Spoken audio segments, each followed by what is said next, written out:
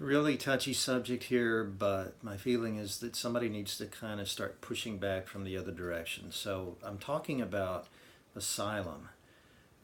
Sulao is actually a Greek verb meaning I plunder. It's what you do in the Iliad. Homer uses it all the time when one warrior kills another and then he strips his armor off, helmet, breastplate, sword, all that nice stuff that serves as a trophy to show that were stronger than that guy. And, you know, uh, that's kind of not very nice thing to do, but it was frontier justice in most primitive societies to get away from that. Even if you were guilty, even if you were being already convicted or being sought for a desperate crime, you could flee into a temple or a holy space in ancient Greece, and you were given asylum. The A in front of the whatever word cancels it out. It turns its meaning around 180 degrees. That's like having un or dis in front of a word in English. So asylum means that they cannot plunder you, take you by the scruff of your neck, string you up. As long as you're in that holy space, you're safe, hands off. A lot of other primitive societies around the world had the same custom. It was, interestingly, it had nothing to do with, again, whether you were guilty or not. You could be as guilty as sin, but as long as you were in the safe space, it was regarded as a holy duty to leave you alone. Now, of course, this isn't how we use the word asylum today. We regard people seeking asylum as innocent victims, and the conditions under which they may properly seek asylum are kind of specific. If there's a civil war raging, or if the government is so corrupt and everything's just so out of control that a person fears for his life, his family's lives, fears that his property is all going to be confiscated, they're all going to be chased out into the street, then we accept those people in a charitable impulse into our societies to give them shelter. By the way, it's not considered a suitable reason to seek asylum that you're looking for a better job. That's a whole different kettle of fish. Now, you can apply for a job in another country, but that's something you have to do legally, and you have to supply a resume, and you have to go through a process. Of course, you're supposed to do a process to seek asylum as well, but job hunting does not fall under the heading of asylum. That's not something it doesn't demand a charitable response. You're supposed to get a job because you're qualified for it, right? So let's not confuse the issues there. I want to get this out of the way. I've got my notes here, and the next item that I wanted to get out of the way was hypocrisy. And I'm just going to try to keep my blood pressure down and say this as nice as I can. I think that some of the people in Christian communions who criticize the position of those of us who actually want to enforce our border, I think maybe they're a little too distant from the realities. They're living in gated, guarded communities, and they don't see the dangers of having your community suddenly infused with people from other cultures. And of course, in our case, we're talking about multiple cultures. We're not even vetting the people who come across illegally, so we don't really know what places around the world they're coming from, except we know that they're coming from a great many. We don't know what their motives are. We don't know what their condition of health is. We don't know what infectious diseases they might be importing. But you guys who live in the better part of town are insulated from all of this, aren't you? And your kids are going to private schools, so they're not really going to come in contact with a child who might have dengue or smallpox or something worse. I remember, I'll never forget, walking into my garage, this is in Texas, and finding a guy kicking the tires on my old Chevy S10. He had no English, but he was able, through his 10-year-old son, to make me a proposition. He pulled out a wad of cash and offered me $2,000 then and there for my old truck, which frankly wasn't worth anything like that. But he was trying to enlist me, probably unknowingly, in an illegal act, because I can't legally sell a vehicle to somebody in that fashion without transfer of title and proper registration and all that. Who knows what he was going to do with it? I mean, why would you pay cash for an old crate like that unless it was going to be involved in a crime? But don't even assume that. Let's just say he didn't know the customs. But when you have your whole community being suffused under this wave of people who live life in a different way, I mean, we even had things stolen out of our front yard because they weren't chained down. If you have furniture on your front porch, in other cultures, if you put something outside of the house and it's not nailed down, then that's like putting out a sign that anyone who wants this, just come take it. Not necessarily saying that you notice that those people are thieves or that that's bad in their way of life. I'm just stressing that this is not our way, and it involves a very painful kind of adjustment that I don't know why we're being demanded to make. That we already have a culture.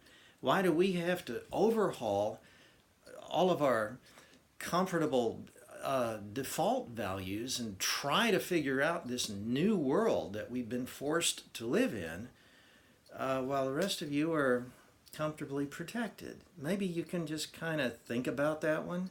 Maybe since you're so concerned about people who have less, you might think of your fellow citizens who have a little less than you do and are not guarded as safely as you are. But okay, let's go back to our guy and let's give him a family. Say he has a wife and 3 kids, and they've moved from the pueblo because it's dangerous there. Not only do they have cartel members sweeping through occasionally and dragging people out into the street and beheading them, but they also have cops who can be at least as bad. It was several years ago now, but there was a community called Iguala in central Mexico where the police essentially murdered a busload of young college students who were going to an education college or some teacher's college. And I think there were 42 of them who died. It was just, cold-blooded murder, and the police did it, and it was not an accident. That's the way things are in Mexico today. It's the way they've been for a couple of decades. The place is in civil war. Now, would I want to bring up my family in that place? No, I want to get out of there too. And if I couldn't get out of there legally, then maybe I would just try to sneak across the border illegally. I understand that. You understand that. But here's a couple of things, and then I'll be done. But I want you to think about this. If these very simpatico people appear, we have this extensive social welfare net of which they are going to take advantage, right? We supply health care, whether you're legally here or not, whatever you may be told by the media, that's the way it is. We supply education, we supply police protection. All of that takes money, and the urban municipalities where these people are gravitating, they're not just looking anymore for fruit-picking jobs. They're going to our bigger cities. Those cities are mostly already bankrupt. Very soon, our nation will be bankrupt. If you haven't heard, newsflash, we're 23 trillion, by the time I get this video up, it may be $24 trillion in debt. We're going to crash. The only thing that's keeping us up right now is that other nations in the world are even worse off than we are. But when the dollar is no longer the currency of international exchange, then it's going to be exploded for the hollow currency that it has become. And you will no longer have that social welfare net where so many things are provided for so many, for all the poor people in the world who want to cram in. Now you can talk about Christ and the basket of leftover fish and bread after feeding the 5,000 all you like. But I like to say to people, there were good Christians on the Titanic too, but that didn't create more lifeboats to save women and children. Christianity is not a license to be stupid. It's not a license to ignore hard realities. In fact, more than ever, you have a moral obligation to inform yourself and look before you leap. You have to take stock of what the probabilities are. There's a very high probability that these needy, perfectly sympathetic families that we're inviting into our big cities, the two sons are going to end up joining a gang by the time they're 14.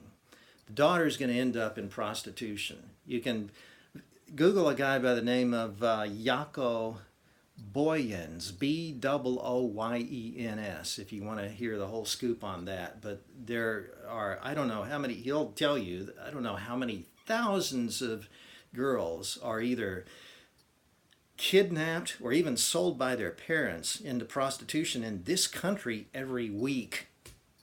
And when our economy crashes, you can just put an exponent on the end of that number. It's going to be a nightmare, and our friends from down south are going to wish that they could get back to their pueblo. Things were kind of bad down there, but they weren't nearly as bad as they are up here. You know what? You're stoking the fire for that situation when you lecture the rest of us and say it's your Christian duty to open up that border. Yeah, for what? Wake up and look down the road a little bit and see what you're inviting these people into by the year 2030. Let me make one more point before I blow up. This is something I never hear said, but if things are bad in Mexico or wherever, and if all that, remember, we're saying that these people who are coming into our country are good people. Let's accept that. Let's stick with that. So if all the good people have left the bad country, which is being badly ruled and overrun by bad guys, how is country A ever going to improve? Because all the good people have left. So what social or political dynamic is going to make things ever get better?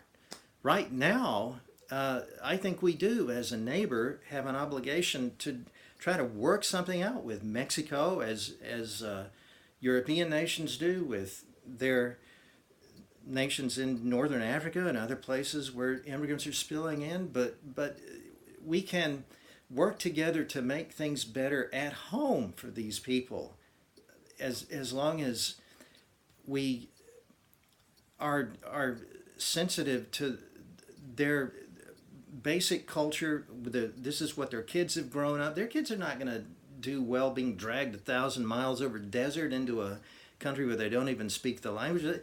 Let's work to let the people live in safety, in peace, prosperously. Mexico is a country richly endowed with resources. We can do this, but not if all the good people come up here. And in fact, when they come to our country and they find good jobs, they often send lots and lots of money back home, and a lot of that is going to find its way back into the hands of the corrupt oligarchs. So by opening up your border and inviting all of the refugees in, you're in fact supporting and promoting a corrupt government in another part of the world. You're not thinking about the big picture. You're just thinking about a scenario where you can vote, or you can write a check, or you can have a conversation and say the right words, and then you go to bed that night feeling good about yourself because you're so virtuous. There are real people in real time, and a lot of them are children right now who are going to live real hell because we're not thinking this through. So can you put your virtue aside just long enough to be morally responsible and realize that there's another side to this issue? Please try it.